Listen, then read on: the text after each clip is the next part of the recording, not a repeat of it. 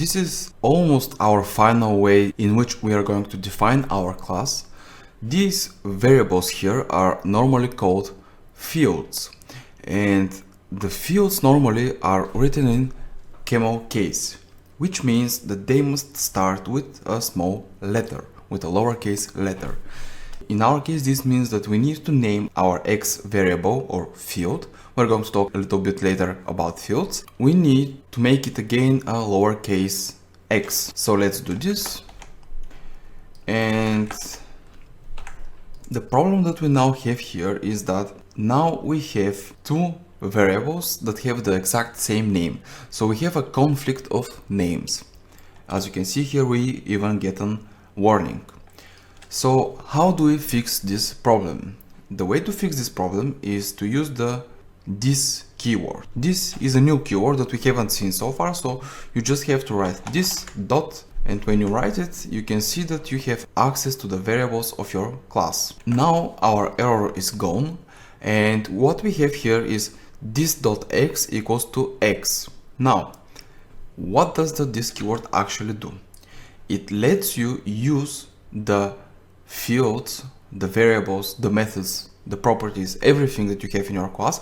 It lets you use it inside your class. So we take this x from here, and this keyword says that we are pointing at the x of our class, and we're making it equal to the x from our constructor. So this keyword lets you distinguish between two different variables, fields, properties, methods, or whatever that have the exact same name. So it should be used every time you have a conflict of names. Again, this lets you distinguish which field or variable you are talking about. Now, if we also rename our y field, and if we use our shortcut to auto rename it everywhere where we have it to small y, you will see that it automatically renamed it to this.y, and it also said here that one conflict will be resolved if we complete the renaming. So apply, and you can see that Visual Studio automatically did this for us. Now let's say that we have a third variable here, public int z, and if we give it a value of 5, and if we use this keyword now, you will see that Visual Studio says that the name can be simplified, and you can also see that this keyword is in a darker blue. So here lies the probably most important question in this lecture: when should you use this keyword? And there is no solid answer to that question. So the answer that I'm going to give you is the following.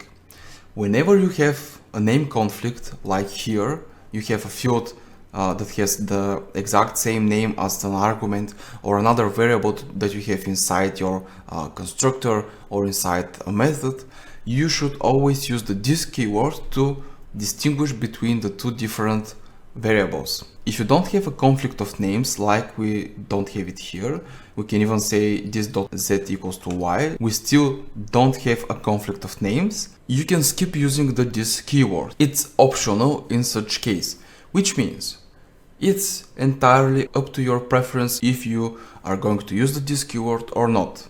It's entirely up to your preference or the accepted standards in the company that you work with. So again, use it when you have a conflict of names.